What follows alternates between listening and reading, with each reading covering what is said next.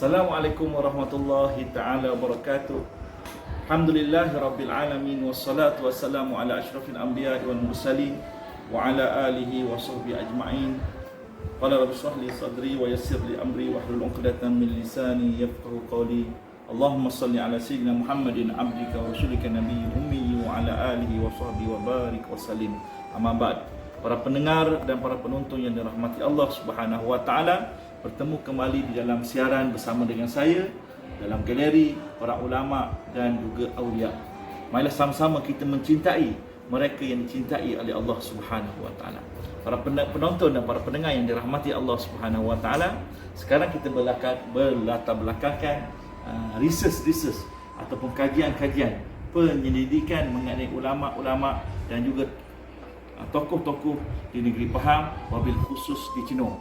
Para pendengar yang dirahmati Allah Subhanahu wa taala, sebagaimana kita maklum, kebangkitan ulama-ulama dan pendakwah-pendakwah melalui Sungai Pahang, melalui dengan jalan Muar, melalui jalan Sungai Penarikan, Melaka, mereka ini telah lama wujud. Maka Sungai Pahang membuktikan penuh dengan syarat dengan dakwah-dakwah Islam dan juga perdagangan. Apa yang saya sebut di sini nak kongsikan dengan tuan-tuan dan puan-puan yang rahmati Allah Subhanahu wa taala mengenai satu tokoh yang hebat yang lebih dikenali pada 1700, iaitu Tok Syahabuddin bin Zainal Abidin bin Tok Suji Bilang. Beliau adalah tokoh yang begitu hebat dan keturunan beliau berada di Bahala Gantang dan sekitarnya dan mempunyai jaluran-jaluran sanad salasilah yang sahih kepada nenek moyang mereka. Saya akan kongsikan di sini cerita yang pendek ataupun sejarah mengenai Tok Syahabuddin yang mudah-mudahan menjadi pengiktibaran bagi kita. Tok Syahabuddin, beliau belajar selama 35 kurang lebih 35 tahun. Sejarahnya mengaji dan belajar.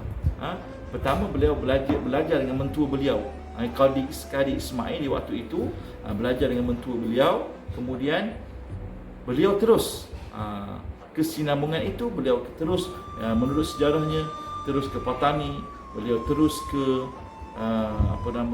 ke Kedah, dan diceritakan bahawa beliau sampai ke Indonesia dan mengaji dengan Syekh Yusuf di Betawi dan ramai perkalangan ulama-ulama. Ini bawakan peringkat awalnya. Tok Syahabuddin ini adalah seorang ulama sufi, ya. Peringkat awalnya beliau diberitahu oleh gurunya, iaitu mentua beliau, Qadi Ismail, mengatakan, wahai muridku, saya tak mampu mengajar kamu kerana apa?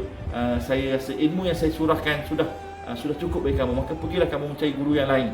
Kalau kita tengok di sini, bahawasanya murid akan bergerak. Apa saya berlaku mesti diisyaratkan, disuruh oleh guru. Ini dipanggil adab murid dengan guru. Maka apabila Tok Syahabuddin beliau mendapat isyarat dari guru supaya mengaji belajar tempat lain, maka kata guru beliau, kamu carilah guru yang boleh menyembelih telur. Maka cerita ini daripada lisan dan juga tercatat dalam buku sejarah sejarah negeri Pahang. Tok Syahabuddin disuruh oleh gurunya mencari guru lain pula yang boleh menyembelih ayam dalam telur. Ini bukan cerita mitos khayalan, ada tercatat dalam sejarah, suruh menyembelih ayam dalam telur. Apa maksud dan apa dia punya tujuan, wallahu alam. Maka pergilah Tok Syahabuddin membawa telur untuk ditanya mana guru boleh tak guru menyembelih ayam dan telur.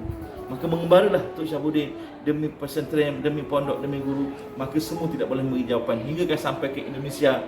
Maka bertemu dengan satu guru. Maka kata guru beliau, boleh aku sembelihkan ayam dan telur ini dengan syarat kamu pegangkan kakinya. Dengan syarat kamu pegangkan kakinya. Benda ini simple, ataupun benda ini kalau kita perhatikan ada syarat ataupun ada pengajaran ibrah yang perlu kita titik, yang perlu kita kaji.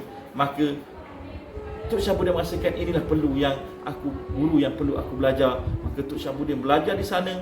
Diceritakan tempoh masa Tok Syahabuddin belajar 35 tahun.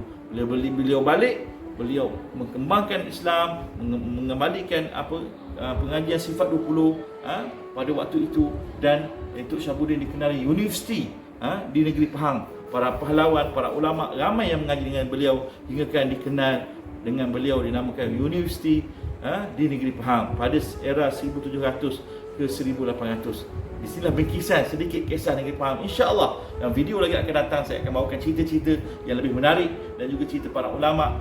Marilah sama-sama kita mencintai mereka yang dicintai oleh ulama, sebagaimana berkata oleh Sufyan bin Uyainah, inda zikri salihin tanzilur rahmat. Waktu kita menceritakan para ulama dan juga aulia ilah, maka diturunkan kita rahmat. Bertemu kembali dalam video-video yang akan datang, insya-Allah. Marilah sama-sama kita mencintai mereka yang dicintai oleh Allah Subhanahu wa taala. Wabillahi taufiq wa hidayah. Wassalamualaikum warahmatullahi taala wabarakatuh.